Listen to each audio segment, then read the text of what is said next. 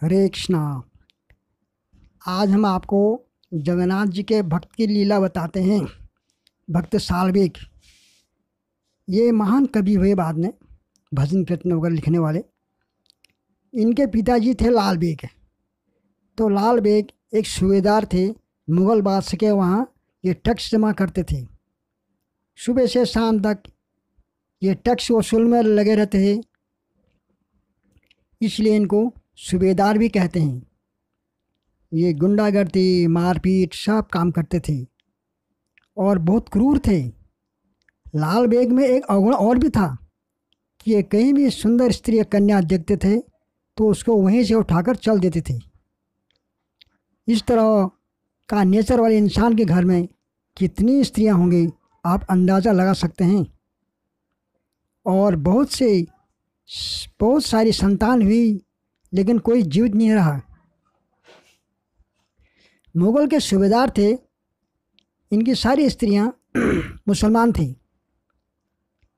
एक बार ये लूटपाट करते जाते हुए एक सुंदर ब्राह्मण कन्या को देखा तो उसको भी उठा के ले गई।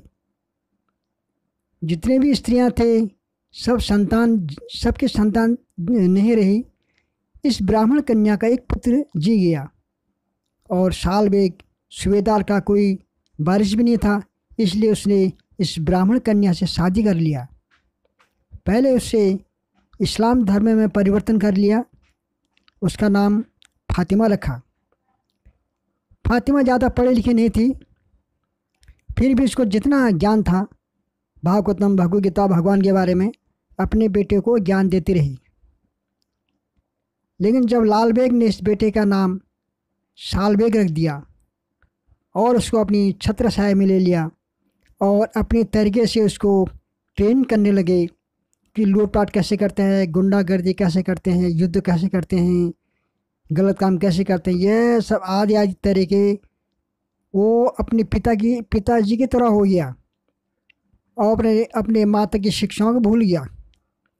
साल्वेग ने अपने पुत्र को अपना उत्तराधिकारी बना दिया और टाइम के बीतते हुए एक दिन वो अपना शरीर छोड़ गया और साल्वेग उनके गिरोह का सरदार बन गया। लेकिन जिस तरीके के काम थे, उनका एक दिन मारपीट में बहुत ज़्यादा जख्मी हो गए। जब बहुत ज़्यादा जख्मी हो गए तो चलने फिरने के लायक नहीं रहे। तब उनको एक दिन अपनी माता जी की याद आई और माँ से पूछा कि मैं जल्दी से ठीक होना चाहता हूँ, नहीं तो मेरे गिरोह का क्या होगा, उसका दूसरा नया सरदार बन जाएगा। माँ ने कहा, बेटा घाव तो ज़्यादा है, ठीक होने में टाइम तो लगेगा। डॉक्टरों ने भी बोला कि 6-7 महीने इसको ठीक होने में लगेंगे, जल्दी नहीं होगा। अब ये जल्दी ठीक होना चाहता है। फिर माँ ने बोला, बेटा जल्दी ठीक होने के लिए ये तो भगवान ही कर सकते हैं।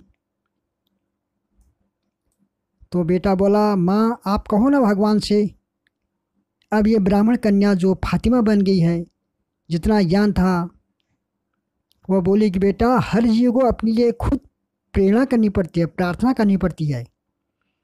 इसलिए ये पकड़ माला और ये पकड़ जप बैग और जप स्टार्ट कर दे। अगर तुम जपा करोगे, भगवान का नाम लोगे, हरे कृष्ण कृष्ण कृष्ण हरे हरे, हरे राम राम राम हरे हरे, तुम्हें जल्दी ठीक कर देंगे। तो साल्वेग को यह अच्छा लगा कि अगर वह जप करेगा तो जल्दी से ठीक हो जाएगा और वो खूब जप करने लग गया। अब साल्वेग के पास और काम तो कोई था नहीं, मन लगाकर जप करने लग गया हरे कृष्ण महामंत्र का। कुछ लोग तो ऐसा भी कहते हैं कि इनका जप इतना हो गया कि भगवान खुद उनके पैरों में मलहम लगाने के लिए आए। डॉक्टर ने कहा कि घाव ठीक होने में कम से कम 6 मंथ लगेंगे, लेकिन उसकी इतनी भक्ति तीव्र थी कि 12 दिन में वो ठीक हो गया और अपनी माँ को बोला, माँ मैं आपको धन्यवाद देता हूँ और साथ में उस भगवान को भी देना चाहता हूँ धन्यवाद, जिसके लिए मैं जप कर रहा था। कहाँ मिलेंगे वो? माँ फातिमा बोली, जाओ जगन्नाथपुरी में, ये वही मिलेंगे। इनका नाम है जगन्नाथ। वो वो इनका बहुत वहाँ इनका बहुत बड़ा मंदिर है। तो साल में एक भगवान से मिलने को जगन्नाथपुरी चले गए। अब जगन्नाथपुरी में नॉन हिंदू यानी मुसलमान को दर्शन नहीं होने देते। वहाँ कोई बाहर का, ये अंग्रेज लोग, गोरे लोग, किसी को दर्शन नहीं वाला हो, सालबेग को बाहर ही रोक दिया।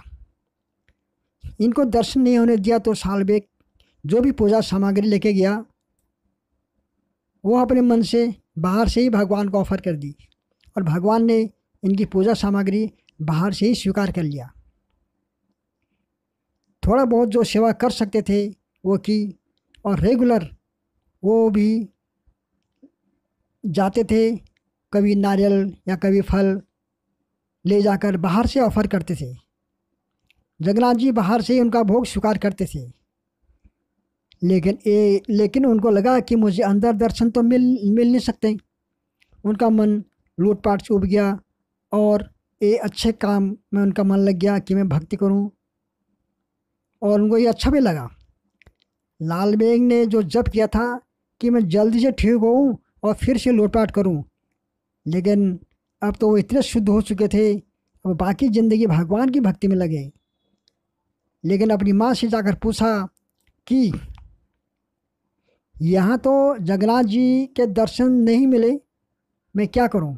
फातिमा ने कहा, देखो बेटा, जगन्नाथ तो कृष्ण हैं और तुम्हें जगन्नाथपुरी में दर्शन तो नहीं मिलेंगे, लेकिन हाँ, वृंदावन में कृष्ण सबको दर्शन देते हैं, चाहे कोई भी हो, जाति का, नीच जाति का हो, तुच्छ जाति का हो, उच्च जाति का हो, सबको दर्शन देते हैं। सालबेग वृंदावन चले गए और वहाँ जाकर उन्होंने शानदार भजन की रचना की। उन्होंने वह सैकड़ों भजनों की रचना की। सालबेग के भजन बहुत प्रसिद्ध हैं। सालबेग वृंदावन में रहते और मन उनका जगन्नाथपुरी में, और वो वृंदावन से ही भोग लगा दिया करते थे जगन्नाथ जी को। इनका भोग भगवान यहीं से ही स्वीकार कर लेते थे। ये कथा 1640 के आसपास की है।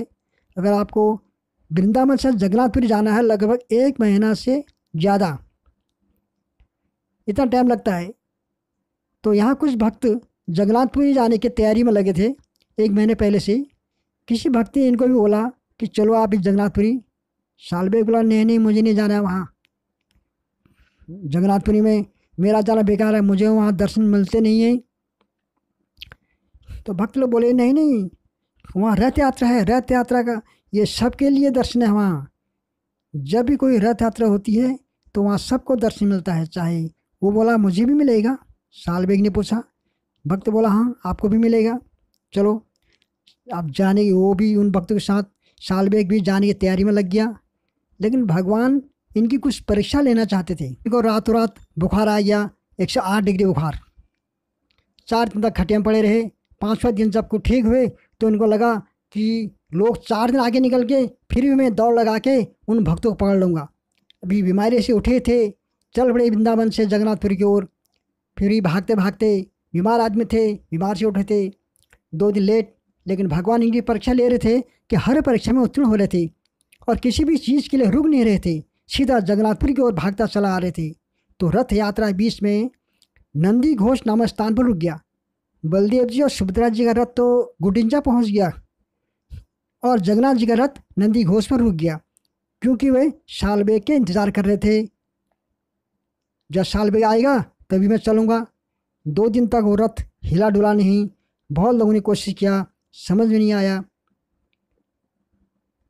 2 दिन बाद जब सालबेग वहाँ पहुँचे तो जगन्नाथ जी को दंडवत प्रणाम किया और उनके दर्शन लिए।